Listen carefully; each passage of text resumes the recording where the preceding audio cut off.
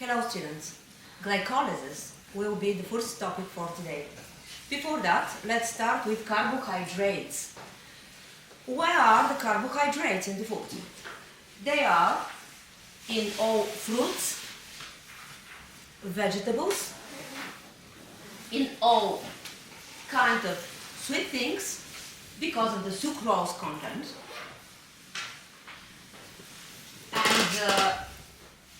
And what is the type of carbohydrates in the food?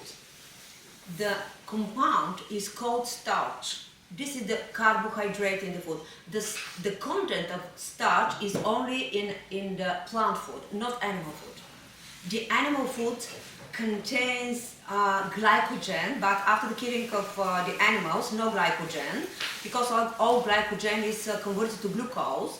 That's why we can take from the food only starch from plant food. And this is the glucose molecule with 6 carbon atoms, and there is only one hydroxyl group, which is above the ring on the third position. Let's start, students, with the digestion. Where the digestion starts? The digestion of carbohydrates start from the mouth with the enzyme salivary alpha amylase. This is the first enzyme, and this is the initial digestion of carbohydrates. After that, the digestion continues in the small intestines, not in the stomach. In the stomach, there is only an enzyme that is used for the digestion of proteins, but not carbohydrates. The next enzyme is called pancreatic alpha amylase, which is secreted by the exocrine part of the pancreas, which secrete all digestive enzymes. And after that, this enzyme is secreted in the small intestine and the digestion continues. In the end, there are 3 enzymes that are called with common name disaccharidases. They are called maltase, sucrase and lactase. They are used for the final digestion of disaccharides called maltose, respectively, sucrose and lactose. In the end, the full digestion of carbohydrates are produced final products called with general name monosaccharides. The monosaccharides are glucose predominantly, but also fructose and galactose. All these monosaccharides go to the blood alone. They are transported in the blood alone. Why? Because they are water soluble. That's why. They don't need transporters. The glucose absorption in enterocytes depends on sodium gradient. This transporter is called SGLUT, SGLT1. This is the name of the transporter of glucose in the small intestines. Actually exist drugs that can inhibit this transporter to stop the resorption of glucose. And after that, thanks to the gradient of sodium, glucose enters. Here the question is it use energy for this transport? The answer is no, no any energy during this transport. But for the export of sodium out of the cell, thanks to sodium-potassium pump, yes, there is ATP losing of molecules of ATP. Only this transport is ATP dependent, but this one is not insulin, is not ATP dependent. And after that, we need to explain how the glucose enters the cell. Actually, glucose is water-soluble molecule, but all membranes are lipid-soluble compounds, lipid-soluble. That's why the glucose cannot enter alone. We need specific transporters to enter. These transporters, students, are called GLUT, GLUT. Different types of GLUT there are. Actually, there are 14. They cross the membrane 12 times. It's only one polypeptide chain. 1, 2, 3, 4, 5, 6, 12 times. One polypeptide chain. And they differ according to the location and according to the affinity to glucose in the blood. You need to know the first 5 GLUTs. GLUT number 1. GLUT number 1 is found in almost all cells. It is called also ubiquitous. Ubiquitous means that it is located everywhere, in all cells. This glut number 1 is active when the glucose is around normal level in the blood.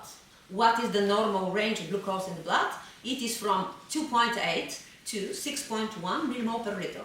But when we're talking about glut number 1, we're talking about around a middle concentration, 4-5 millimole per liter. That's why all cells need such of this glut number 1. Glut number 2. Glut number 2 is present in only 2 main tissues. These 2 main tissues are a liver and beta cell. And why? You need to think about logically, because everything makes sense. Glut number 2, students, is located in the liver and beta cell because it is active only when there is high level of glucose in the blood. When we have high glucose in the blood? Do you know when? Daily, during the day, the glucose in the blood is increased after carbohydrate food. After that, the glucose is increased in the blood. During this moment, it enters firstly in these 2 organs, liver and beta cells, because this glut number 2 is active when there is high glucose level, which means low affinity, which means high Km for the glucose. Glut number 2 has high Km for the glucose. After entering the glucose in the liver, the first direction is to be saved as glycogen. What about the beta cell? What is the role of beta cell right now? The role is, after entry in the beta cell and after different mechanisms in the beta cell, in the end, insulin secretion there is. Why? Because insulin after that activates glut number 4, which is found only in so-called insulin-dependent tissues, which are adipose and muscle tissue. And at this moment, the glucose enters in all these insulin-dependent tissues and is decreased, is normalized in the blood. To summarize, glut number 2 in the liver is used for the formation of glycogen. Glut number 2 in beta cell is used for the synthesis and secretion of insulin. This is in the end the result. Glut number 3, where is? Glut number 3, students, is found in the brain mainly. Why? Because there is opposite action. It is active when the glucose in the blood is very low, to protect the brain. When there is very low glucose, this glut is active. Why? Because it has high affinity to the glucose, which means low Km. This is the difference between glut number 2 with high Km and glut number 3 with low Km. Glut number 4, I said, it is insulin dependent, the only one, and glut number 5 is primarily responsible for fructose metabolism. Let's see the glut number 4, where is normally when it's not active. The picture on the left, it's glut number 4. When there is no insulin, it is inactive. In the cytosol, it is connected with secretory vesicles with the membranes of endoplasmic reticulum, but inactive. After the action of insulin, which binds the receptor, and after the activation of one specific signaling pathway, glut number 4 is transferred to the membrane by exocytosis. It becomes part of the membrane, part of the cell membrane, and is opened. And the glucose enters. This is the action of glut number 4. And as I said, it is located only in adipose and muscle tissue. The main pathways of glucose metabolism, there are 2 catabolic pathways, and the main one is called glycolysis, which means breakdown of glucose to pyruvate. Glycolysis means glucose pyruvate. the opposite process, there is opposite process. From pyruvate to glucose, this process is called gluconeogenesis. The second catabolic pathway is called pentose phosphate pathway. It's an alternative pathway for the glucose breakdown, and the role is production of NADH and ribose 5-phosphate, but not energy. The anabolic pathways from glucose can be glycogen synthesis, lactose synthesis, synthesis of glycoproteins and glycolipids, and actually students, TAG, triacylglycerols, can be synthesized too after different processes in the end. Can be. Let's start with glycolysis and let's see where we are right now. We are here, students, in this blue arrow. Here is written glycolysis.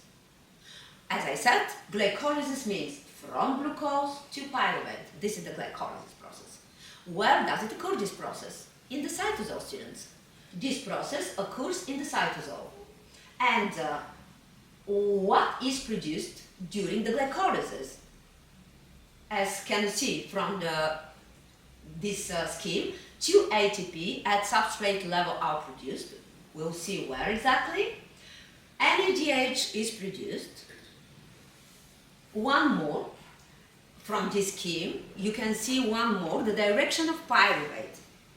Where can go, where can be the direction? What can be the metabolic fate of pyruvate? The same questions. Pyruvate can be directed to acetyl coenzyme, but only under aerobic conditions. Only under aerobic conditions. It enters the mitochondria because it is produced in the cytosol, as we said. But after entry in the mitochondria, it undergoes oxidative decarboxylation to form acetyl coenzyme thanks to one enzyme, which is multi-enzyme complex called pyruvate dehydrogenase complex, PDH, which is active in its dephosphorylated form. And you can see which hormone activates glycolysis and oxidative decarboxylation. Can you see from the scheme? It's insulin, students, with orange color. There is written insulin activates glycolysis. Insulin activates oxidative decarboxylation. Plus there is, which means insulin activates both of the processes. What is produced during this process of oxidative decarboxylation? Answer: NADH and carbon dioxide. The next question: what is the second direction of pyruvate? Under anaerobic conditions, pyruvate can go to lactate thanks to the enzyme LDH, lactate dehydrogenase, and cofactor NADH. Which NADH? This one that is produced during the glycolysis is used for this reaction. But if the conditions are aerobic, except transfer of pyruvate to the mitochondria, there is one more. This NADH will be alone because this reaction doesn't exist. That's why this NADH will be directed to inner mitochondrial membrane, to the respiratory chain, via 2 shuttles. If there is using of malate shuttle, to the first complex. If there is use of glycerophosphate shuttle, to the coenzyme Q directly will be accepted these hydrogen atoms without NAD. Only the hydrogen atoms can enter the respiratory chain. From this scheme, you can see one more, which are the end products of both of the glycolysis, because there are 2 types of glycolysis. The first one is called anaerobic glycolysis. Anaerobic glycolysis means from glucose to lactate. This is the end product. Where there is anaerobic glycolysis? Only in these places, in these organs or cells, where there is no mitochondria. Do you know such of these cells which no mitochondria? Yes. Red blood cell, students. We have million of cells without mitochondria, and they are erythrocytes or red blood cells. That's why they don't have any other choices for energy production. There is only one choice, glucose. And only anaerobic glycolysis is used, but not aerobic.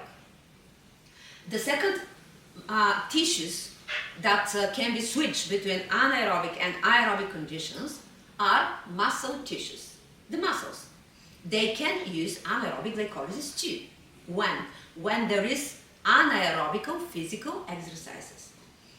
Let's see which are the final products of aerobic glycolysis. Aerobic glycolysis, students, means glucose, pyruvate, acetyl coenzyme, Krebs cycle, respiratory chain, and the final product, water from the respiratory chain, and carbon dioxide from Krebs cycle and oxidative decarboxylation.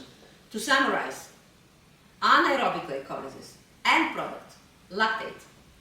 Aerobic glycolysis, end product, carbon dioxide and water. Okay, let's start. Here is the scheme with the anaerobic and aerobic glycolysis, as we said.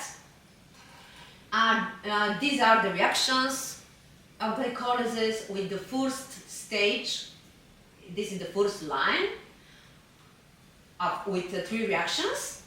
After that, there is division of the compound to produce 2 separate compounds, and after that, glyceraldehyde triphosphate continues the reactions to the end. But let's see directly the scheme with structures. This is the glycolysis. In the glycolysis, there are actually 10 reactions. The reaction number 11 exists only when there is anaerobic conditions. But if there is aerobic conditions, pyruvate will be the end product. Let's think about all these reactions and let's discuss all of them one by one. The reaction number 1 is hexokinase reaction. Glucokinase is the 4th isoenzyme, which is located only in these places that there is GLUT number 2, liver and beta cell. The reaction is irreversible and the first regulatory reaction. We lose 1 molecule ATP because of the phosphorylation process. Glucose is phosphorylated to glucose 6-phosphate. Students, this reaction is very, very important. It's not only reaction from glycolysis actually, because this is the first obligatory step of glucose after the glucose entry in all cells. Never mind that can be directed to glycolysis or to glycogen synthesis or any other process. This is the first step, to be phosphorylated. Why?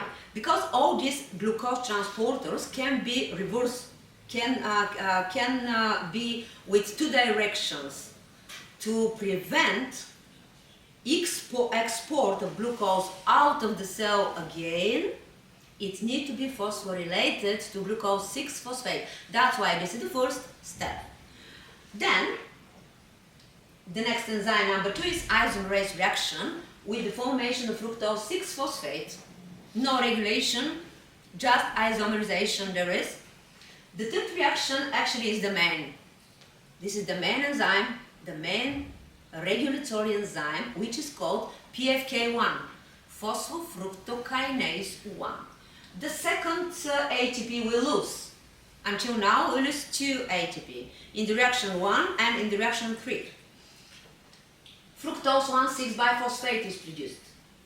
After this first stage of the glycolysis, we have formation of one absolutely symmetric compound. And by only one enzyme called aldolase B, reaction number 4, this 6-membered compound is divided to 2 trioses compounds with 3 carbon atoms. Look, number 1, 2 and 3. 1, 2 and 3. They are called glyceraldehyde triphosphate and dihydroxyacetone phosphate.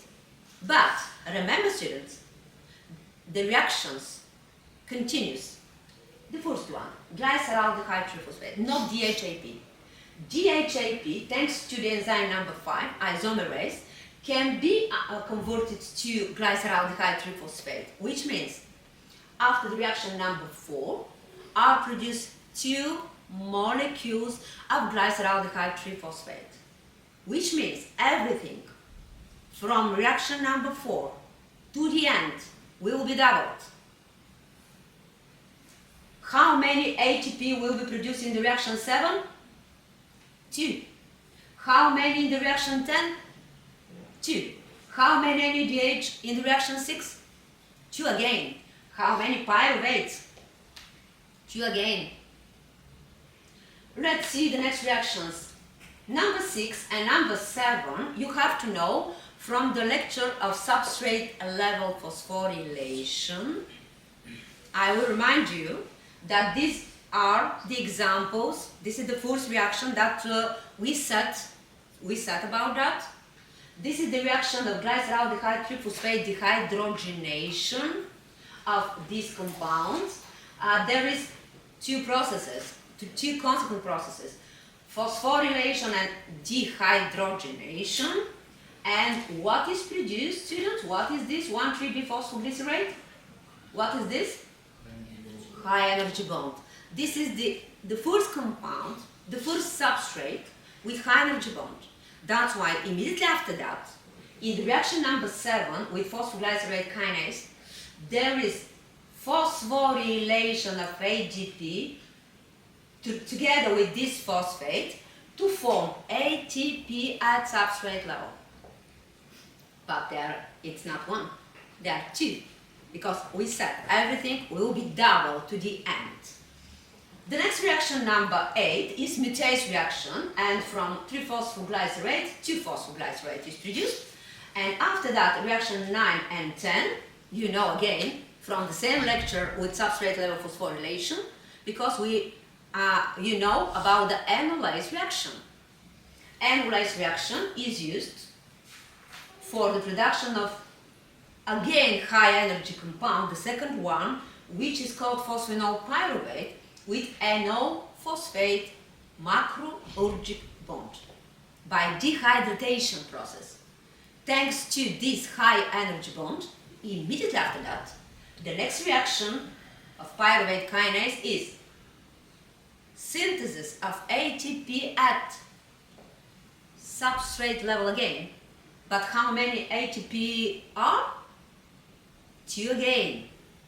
And the last reaction, 11, occurs only when there is anaerobic conditions. Which NADH is used as a cofactor of this reaction? Look, students, this NADH, which comes from reaction number 6, goes to reaction number 11 to be cofactor of this enzyme. Which means if there is aerobic condition, no 11, what will be happen with this NADH from reaction number 6? Do you remember?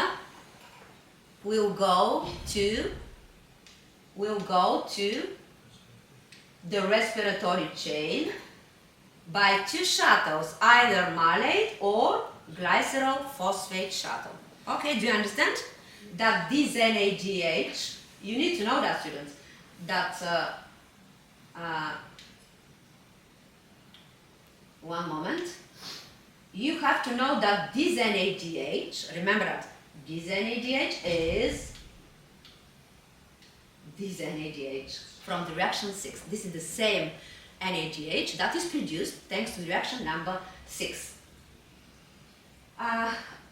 Okay, let's see the irreversible reactions, because all irreversible reactions are regulatory reactions. These are number 1 that we set, number 3, as I said, is the main enzyme, again irreversible, and the last is number 10, pyruvate kinase reaction, which is the third irreversible and regulatory reaction. But the main one is number 3, PFK1, this is the main enzyme. You need to know the differences between hexokinases, these are the first 3 isoenzymes, and glucokinase, which is the 4th isoenzyme. As I said, the location is the main. The occasion is the main, and there is this is the action of hexokinase. Thanks to magnesium, there is stabilizing the phosphate group, students, because magnesium has two positive charges, but the phosphate groups have negative charges. That's why the last beta and gamma phosphate atoms are stabilized thanks to magnesium, which means all the time when there is a kinase reactions, we need magnesium. And these are the differences between hexokinase and glucokinase. Look, students, this is the dependence between velocity of the reaction with substrate concentration. Do you remember this plot? It was one of the dependence in the enzyme kinetics. And this is with red color, this is the dependence of glucokinase. This is the dependence of hexokinase. The hexokinase enzyme has a very high affinity to glucose because Km is very, very, very low. Low Km, high affinity means. Which means this enzyme hexokinase, these are the first three isoenzymes, as I said, is active when there is low glucose level in the blood. But when there is high glucose in the blood, the active enzyme will be glucokinase because the Km is around 10 millimole per liter, which means low affinity. And one more important is difference in regulation in the both of the isoenzymes. The hexokinase is inhibited by product glucose 6-phosphate, which protects against excessive phosphorylation. Glucokinase is not inhibited by the product glucose 6-phosphate, which allows the liver to take up large amounts of glucose to be formed to the storage of glycogen. This is the role. This is the aldolase reaction and division of fructose 1,6-biphosphate to these two trioses, glyceraldehyde and dihydroxyacetone phosphate.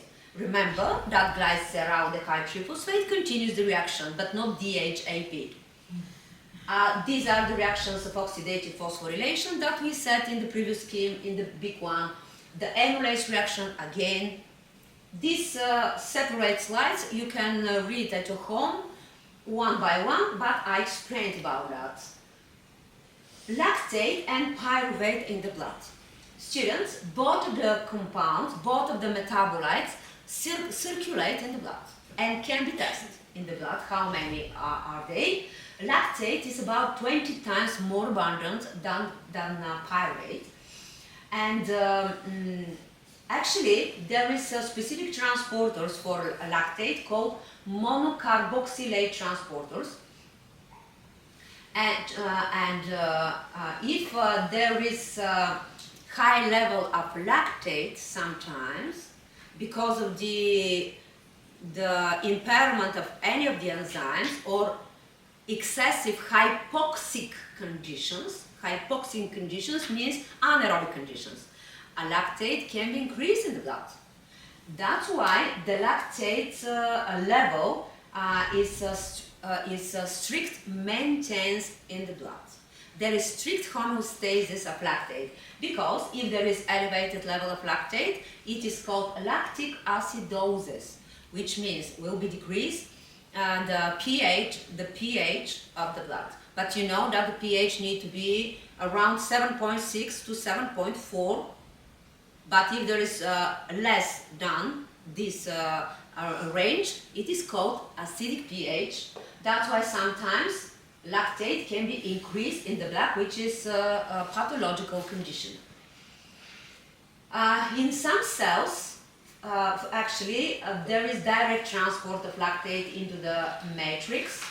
Lactate can enter into the matrix directly. Here, this is the cytosol, and this is the mitochondria, to be produced pyruvate directly, not to start from the beginning from the glucose.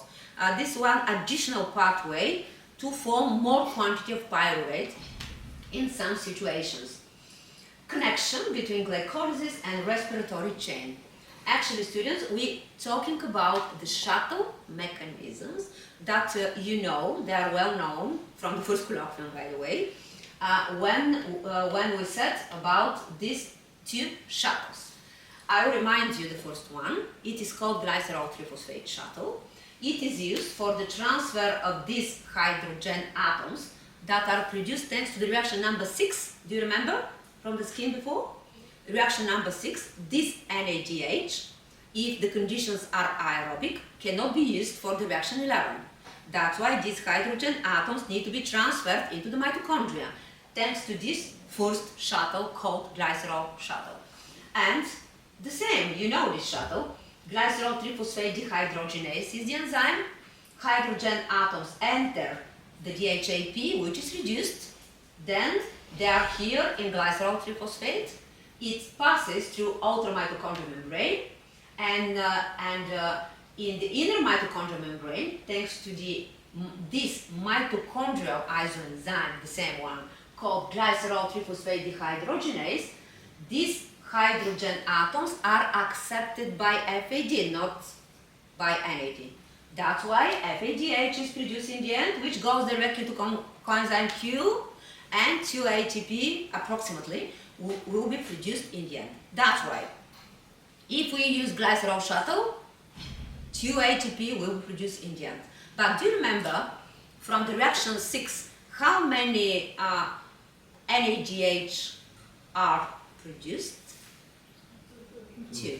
That's why, remember students, there will be 2 shuttles. Remember that the ATP will be 4, but not 2. Okay, let's see the second shuttle. Malate shuttle is well known again. This shuttle uses other compounds. It is used oxaloacetate, which accept these hydrogen atoms, thanks to cytosolic malate dehydrogenase. Malate passes outer and inner mitochondrial membrane because there is specific transporter for malate. Malate is dehydrogenated thanks to mitochondrial isoenzyme. Hydrogen atoms are accepted by NAD. That's why NADH is produced, which goes directly to complex 1. That's why approximately 3 ATP will be produced. But there are 2 shuttles. That's why 6 will be in the end. Remember that. After that, oxaloacetate need to be recovered into aspartate and oxaloacetate in the end. Energy yield. For energy yield, I will go directly back to the big scheme. Okay, let's see the big scheme again. Energy balance during anaerobic conditions. Think about that, students, and tell me how many ATP are produced during anaerobic conditions. Let's count. In the reaction 1, we have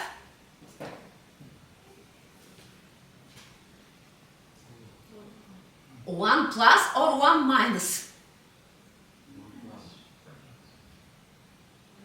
Students, we lose one ATP. Minus 1. In the reaction number 3, we have minus 2 until now. In the reaction 7,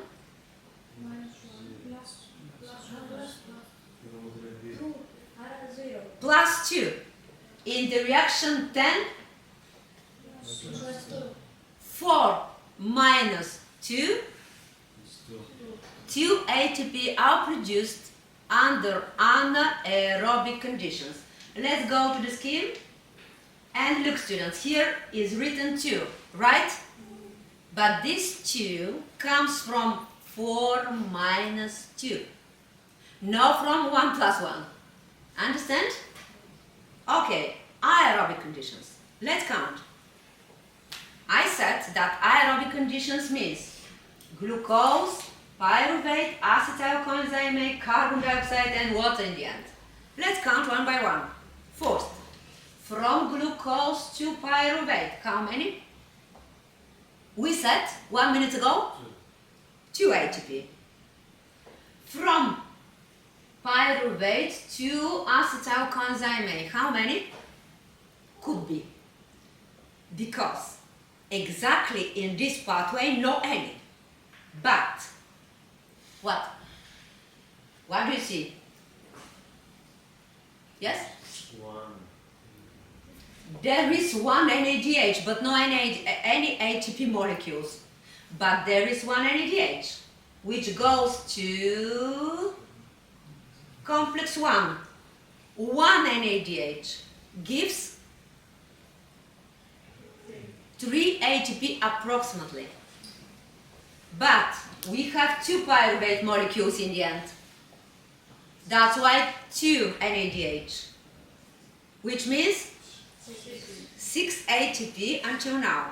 2 before that, plus 6, 8. Then, acetyl coenzyme A enters the Krebs cycle plus the respiratory chain. How many from one acetyl coenzyme A? It's written, students, 12. Which means 11 from the respiratory chain and 1 from the Krebs cycle. The total number, 12. But there are 2 acetyl coenzyme A molecules. 24. Plus 8 before that, 32. Is that all? Why no? What do we have also?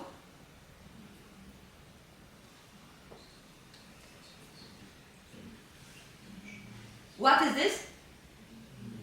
NADH, which need to enter the respiratory chains by 2 shuttles. If the shuttle which is used is malate shuttle, because NADH is produced, which enters the first complex, how many ATP there are? 1 NADH gives 3 ATP, but there are 2 shuttles. Plus 32, 38, if the shuttle is malate. If the shuttle is glycerophosphate, the hydrogen atoms are accepted by FAG. FAGH goes directly to coenzyme Q. No FAGH, the hydrogen atoms are accepted by coenzyme Q. That's why they are produced 2 ATP, but there are 2 shuttles. 4 plus 32, 36. To summarize, anaerobic conditions, 2 ATP.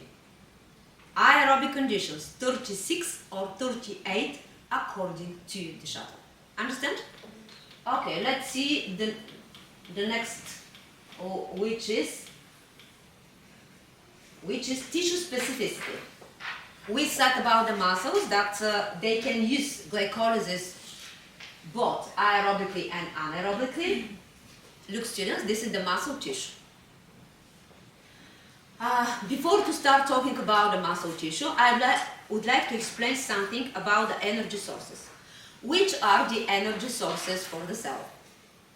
Students, actually, we have 3 big energy sources. They are carbohydrates, proteins, and lipids.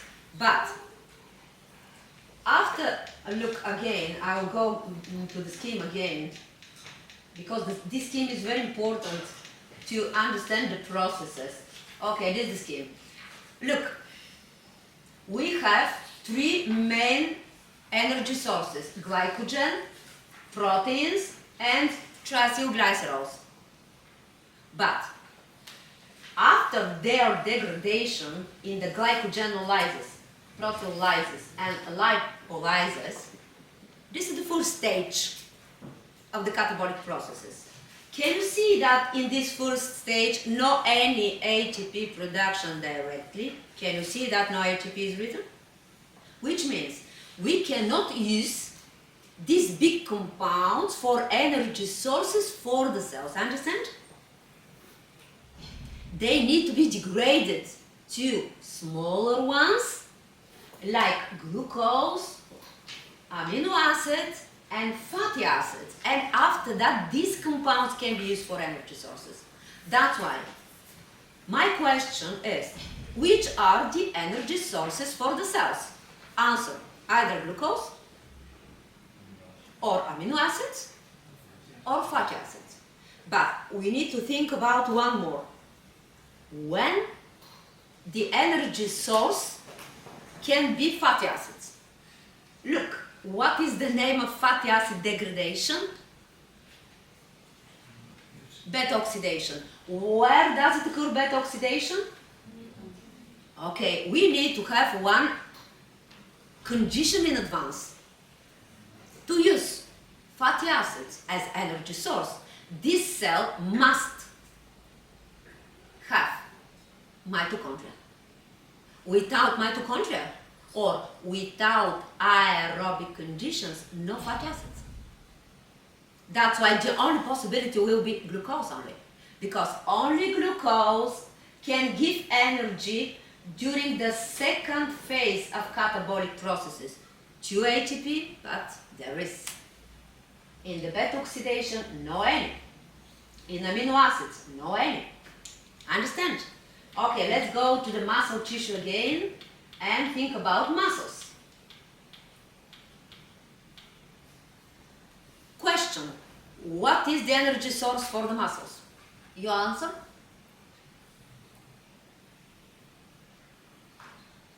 Proteins. Really? Can you see anywhere word called proteins? Amino acids. I said that proteins, glycogen and TAG cannot be used for energy source. Listen to me carefully, students. We need to explain that the muscle tissue, as I said, can be used in both the conditions, aerobic and anaerobic. That's why there are different energy sources. If there are anaerobic conditions, what is the choice? Only glucose. Only anaerobic glycolysis. To summarize, under anaerobic conditions, the energy source is glucose. What is the mechanism? Answer: anaerobic glycolysis. Another question: which glucose? Where come from this glucose? Answer: there are two possibilities. First possibility, from their own glycogen. Why? Because they have glycogen, the muscle tissue. They have huge glycogen, but this glycogen is used only for this tissue, for their own. It's not used for the maintain the glucose in the blood, unlike the liver glycogen. Why? You can see why if you understand. Can you see that there is this arrow is not reversible? Cannot be produced glucose from glucose 6-phosphate in the muscle tissue. The reaction is irreversible, only from glucose to glucose 6-phosphate, but not opposite. Why? Because the enzyme is called glucose 6-phosphatase, is missing in the muscle tissue, but there is in the liver and kidneys, but not here. That's why the answer of my question, which glucose is used as energy source for the muscles? Answer: number 1, from glycogen, glucose 6-phosphate, then pyruvate, then lactate. That's all. Under anaerobic conditions, then lactate will be exported out of the muscles and will be accepted by the liver. Then from lactate, pyruvate, glucose, this process is called gluconeogenesis. The same glucose can be exported out of the liver to the blood to maintain the glucose in the blood. This transfer of lactate and glucose between muscle and liver, but not only muscles, red blood cells produce a lactate too. This transfer of lactate and glucose is called corecycle.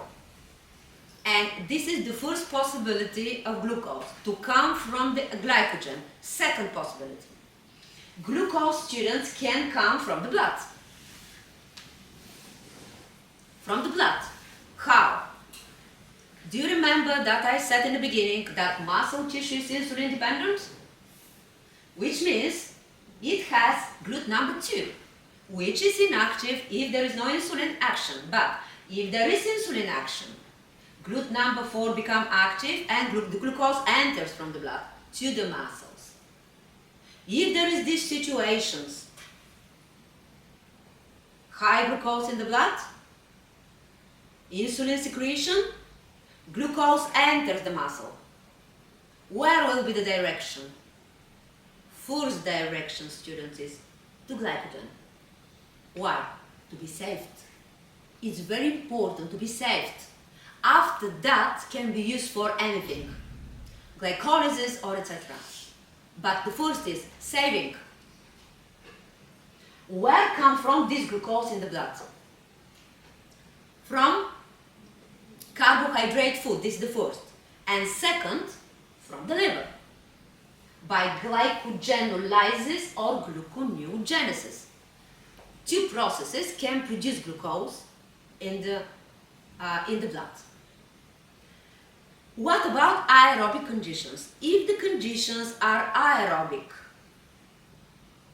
what are the energy sources? Aerobic conditions means physical exercises for a long period of time. Anaerobic, short period of time. For example, running, swimming, cycling, running more than 1,000 meters, 5,000 meters. These are aerobic conditions. Anaerobic, 100 meters. Or some different short-term and hard exercises. These are anaerobic. Tell me, which are the energy sources under aerobic conditions? Yes?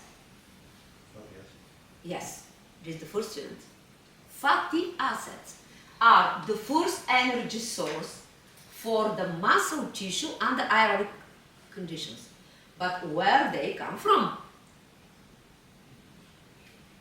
From your adipose tissue, which means if you want to lose your fats from your adipose tissue, you need to make aerobic physical exercises, because these fatty acids will be produced after the lipolysis of your adipose tissue.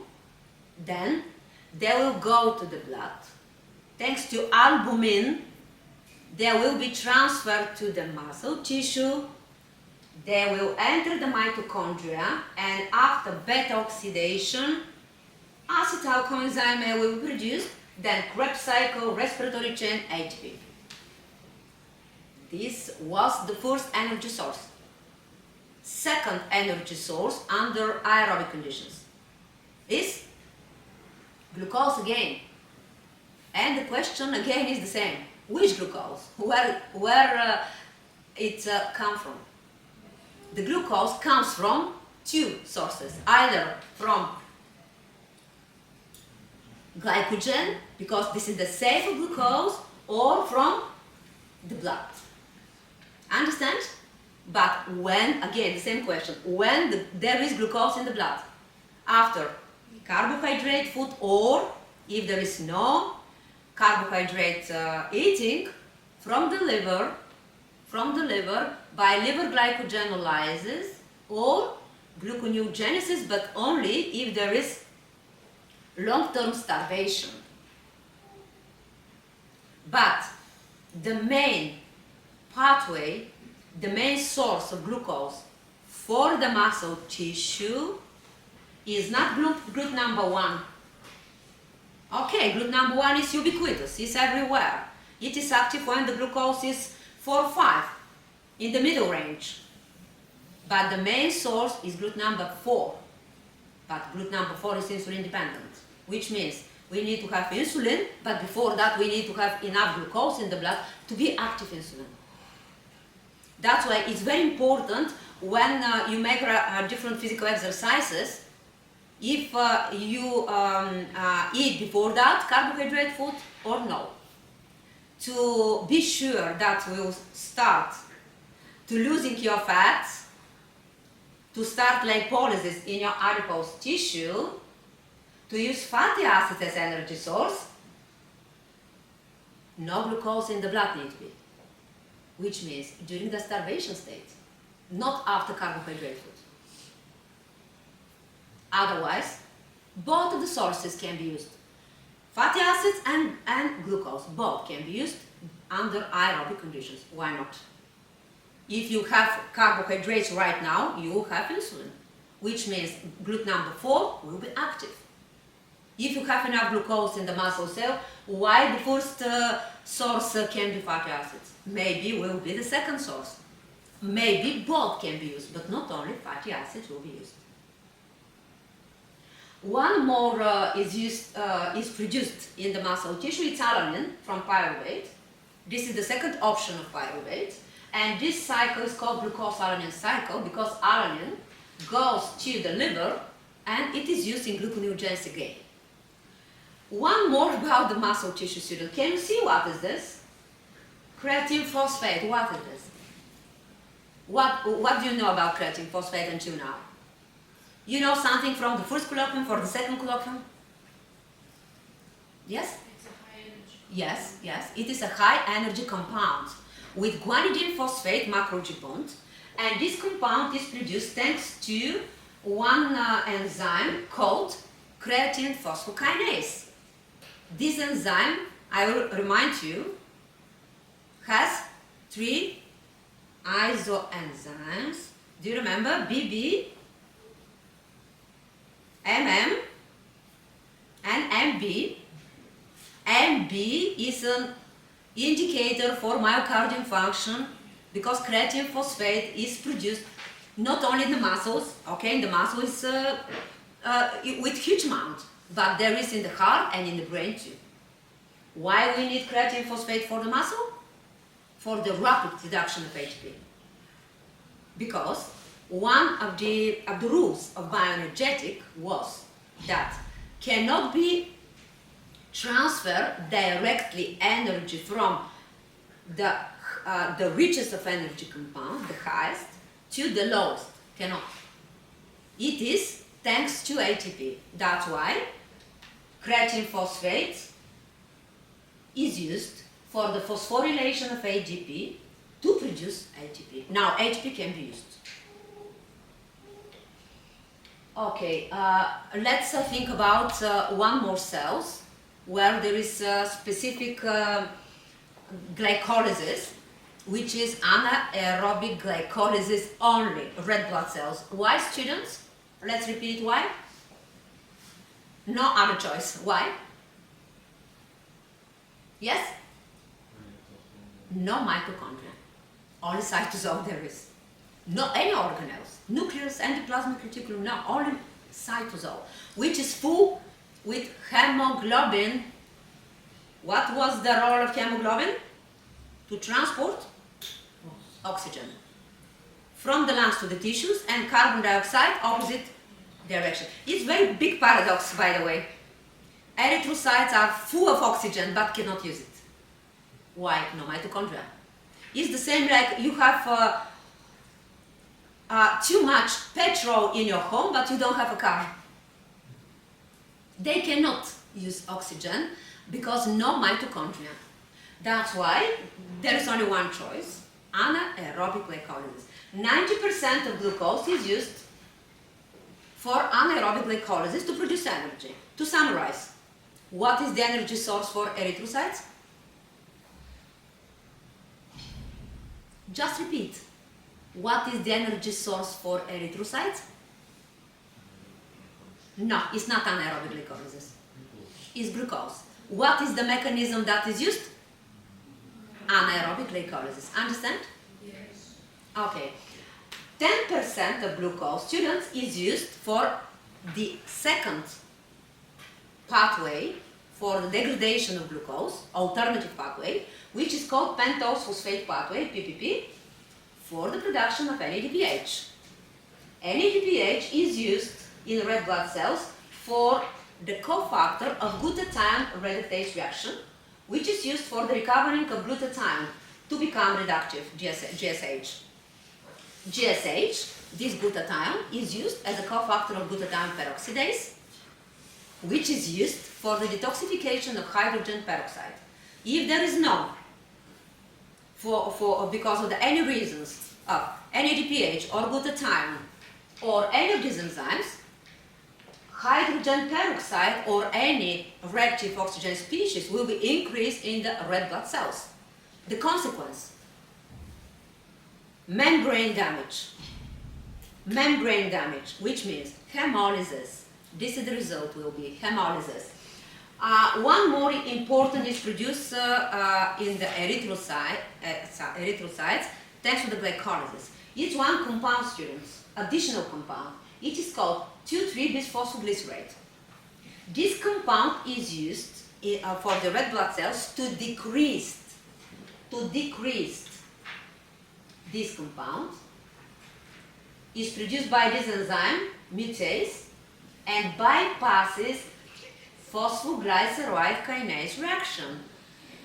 Why we need this compound? Because it is used for the decreasing of affinity of oxygen to hemoglobin, which means to be easy released to the tissues. That's why. If there is no 2,3-bisphosphoglycerate, no possibility to be released the oxygen from the hemoglobin to the tissues. But if there is production of this compound, because there is bypassing of this reaction, you have to know we will lose one molecule of ATP, no ATP production by this reaction. From the other one will be, but from this one cannot be. From enolase reaction only will be. Regulation. For regulation, you need to know first the three irreversible and regulatory enzymes that I said before. One more, you need to know that there are two types of regulation of glycolysis. The first type is called allosteric regulation. The second is called reversible covalent modification.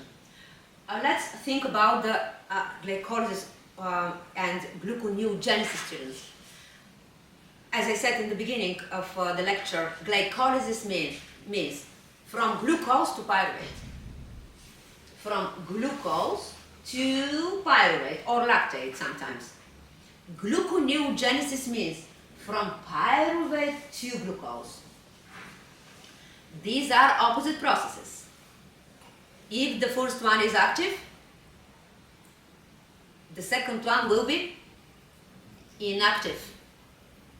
If the enzymes are activated by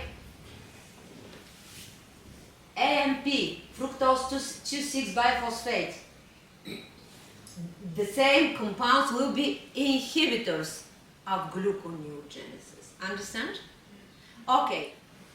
When we're talking about the allosteric regulation, we need to know what kind of process is glycolysis, the catabolic or anabolic one. It is degradation of glucose. If you hear degradation, catabolic. The glycolysis is catabolic. But you have to know, in general, all catabolic processes have one role, ATP production.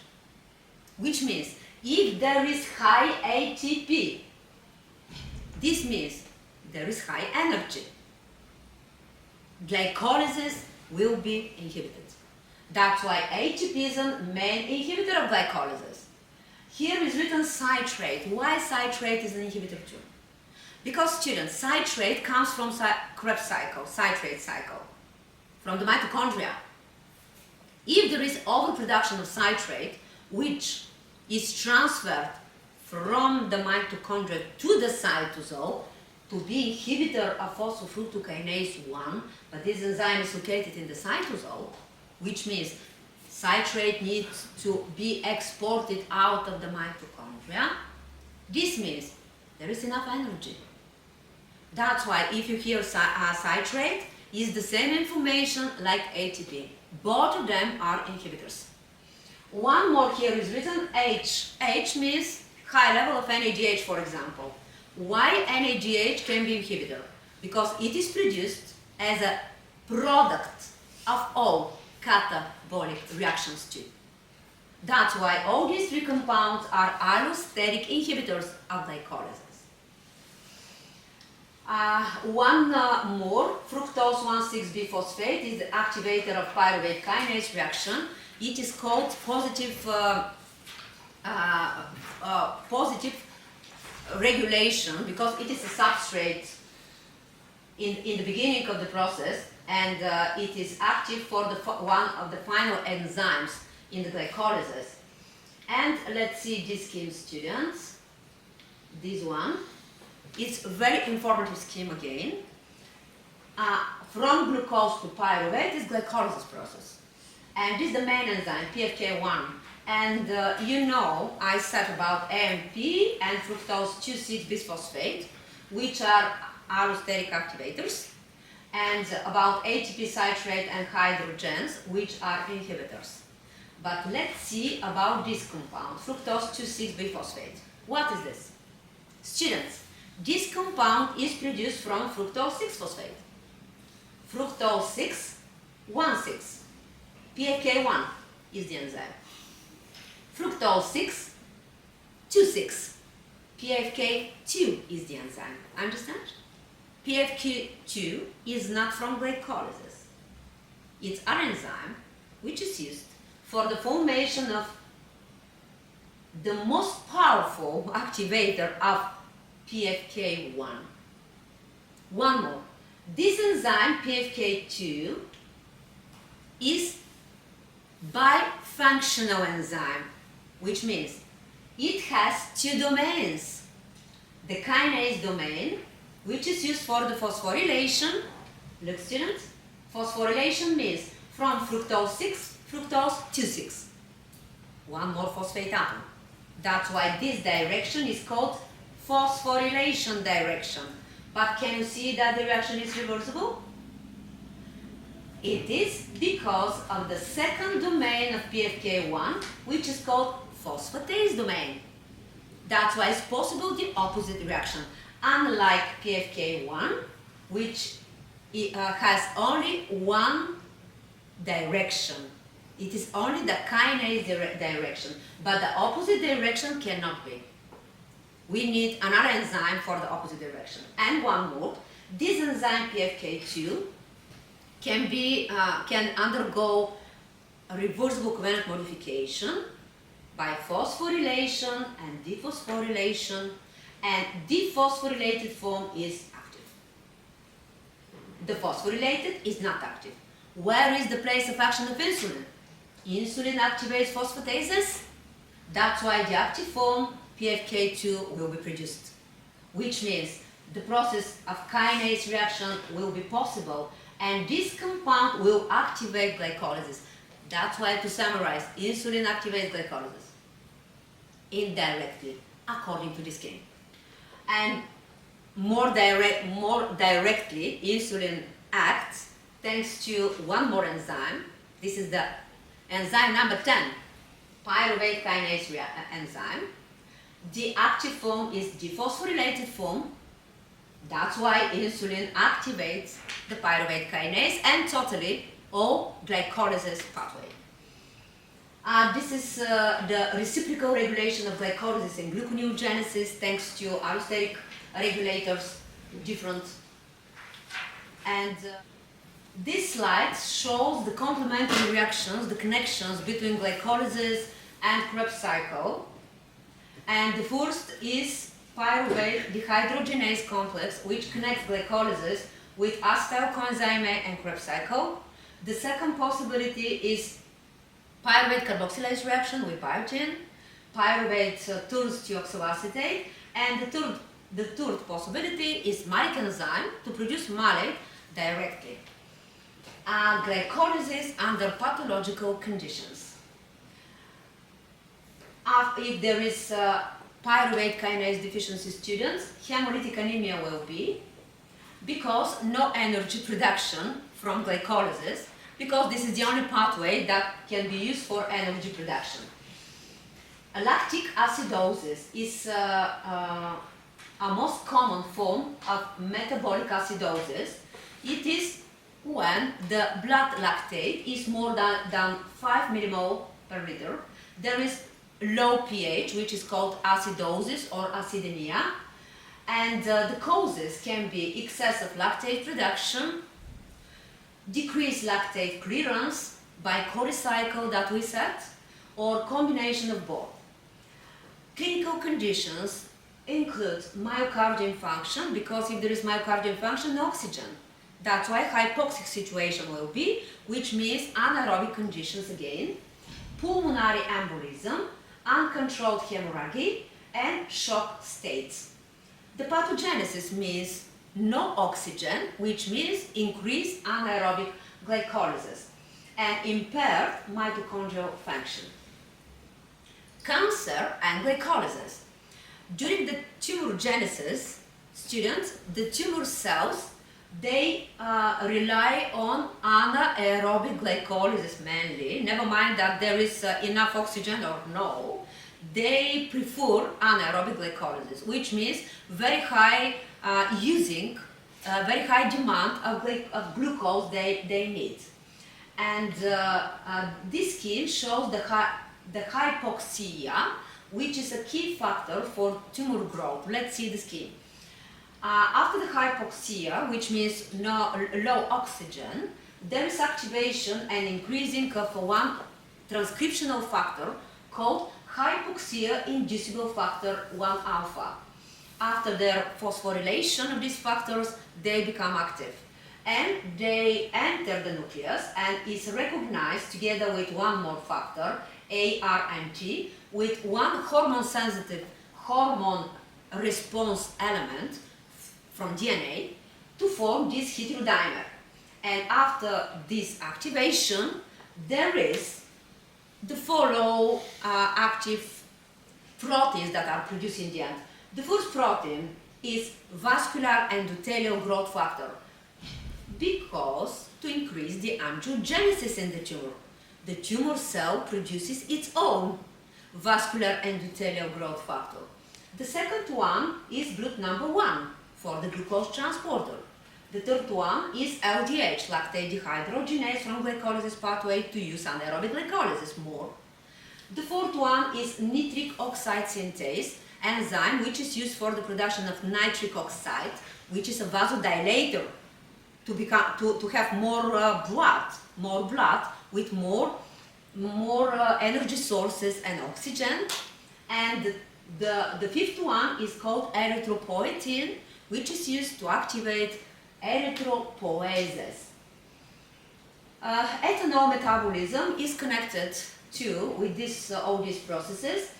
Cytosol, in the cytosol there is the main enzyme, which is called alcohol dehydrogenase, which is used for the detoxification of ethanol to acetaldehyde. After that, but let's go directly to the scheme, students. Actually, there are three main processes to detoxification of ethanol. The first, the main one is this one, with cytosolic alcohol dehydrogenase and mitochondrial aldehyde dehydrogenase. NAD is a cofactor in both of the enzymes, which means NADH in both of the enzymes as co-product will be increased. NADH will be increased in the blood. Which are the consequences is another question. The second possible pathway for the detoxification of alcohol is so-called MEOS system, which means microsomal ethanol oxidating system, which uses cytochrome P450.